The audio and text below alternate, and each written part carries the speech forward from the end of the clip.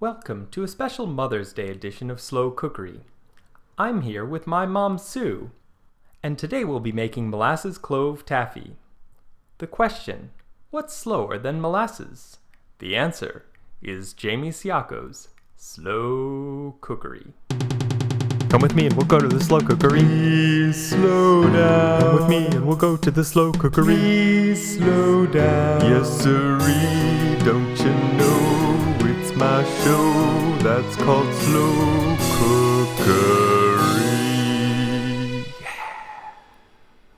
You need a 1.5 or 2 quart heavy bottom saucepan and a 1/4 pound of butter, which you can start melting over medium heat. 1 pound of brown sugar goes in next. Then 2 tablespoons of water, 2 tablespoons of vinegar, and 1/4 cup of molasses. And then once the ingredients are in, you can start to stir it up. The clove oil will come in later. We'll put that in at the very end. You don't cook the oil.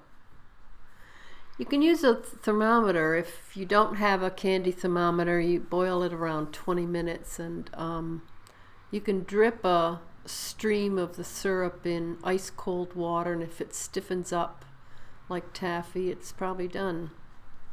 If you're using a thermometer, it goes up to 280 degrees Fahrenheit.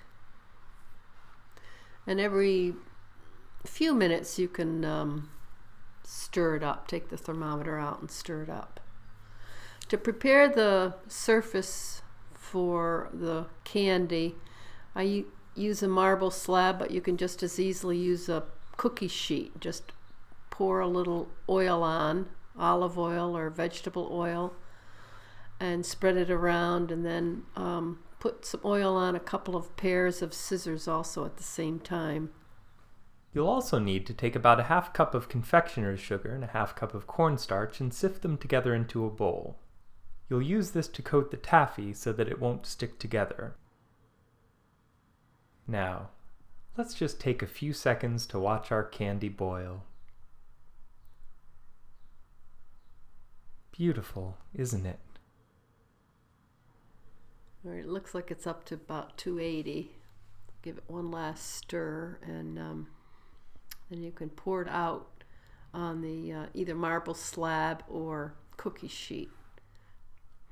You'll want to wait about 45 seconds to a minute for the candy to cool before adding the oil of clove, just until the edges of the candy firm up a bit. Meanwhile, get your clove oil ready, about 1/4 teaspoon, though if you're like us and you love that clove flavor, you can use about half of one of those 1/8 ounce bottles that you get from the pharmacy. That half bottle is exactly 3/8 of a teaspoon for the sticklers out there. Then you fold the edges over into the middle and work in the clove oil. A variation on this is to use oil of peppermint, which will make molasses mint taffy. The taffy is very hot, so latex gloves help to protect your hands. Start pulling the taffy like this. Even with the gloves, you're going to have to drop the taffy periodically so your hands can recover. You don't have to be a hero. After a few minutes, once the taffy has gotten to this nice light brown color, it's ready to start cutting. You just pull and twist a rope of taffy and cut it into little pieces like this. Let the candy pieces harden a bit, then put them in the cornstarch and sugar mixture. This will help keep them from sticking together. As the candy becomes too hard to cut, you can just score it like this with a chopper or a metal spatula. Then when it hardens a bit more, it'll break right apart, just like this. Use the sieve to get the excess powder off the candy. Too much sugar will only make you hyper. And that's it. This one's for me.